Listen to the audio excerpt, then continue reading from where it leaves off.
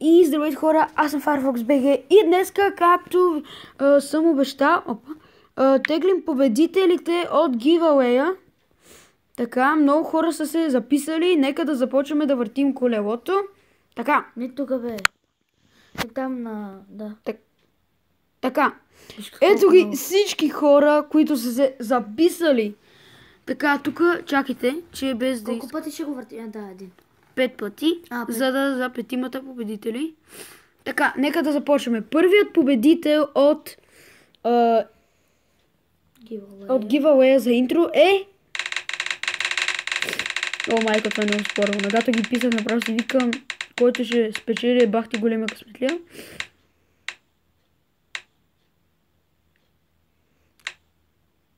И победителят е Крис да Про. Так му си виках на моя приятел, да, записиш на giveaway, може да спечелиш, и той спечели. Крис да Про ни е първият победител от giveaway. Така, вторият победител за интро е... Бах ти успорвано. Крис да Про вече го махнаха. Не са. Да. Не са, това без да искам го написа. Гадната артерия. Окей, гадната артерия. И на тебе ти правим интро. Така. И третия човек е... Това браното, ако се такова се го броим за мен. Не, никой не. Аз съм. Не си записал, не ми пука. The Monster BG. Окей, и той печели другото интро. Браво. Това кой човек беше? Крис да Про беше първия. После гадната артерия. Сега този. What the fuck, чай, че ги забравих. Добре, хора, нека да почваме с другия победител. Значи това е третият. Сега почваме с четвъртия. И четвъртият победител е... нашия щастливец за днес.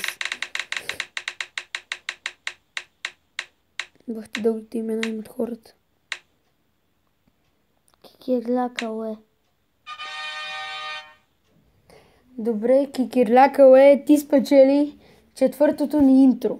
Така, и за петият победител, който ще изкара явно най-много късмет, е 3, 2, 1. И победителят е на нашия щастливец.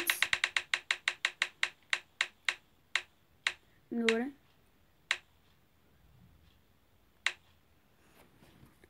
Ради Милен БГ.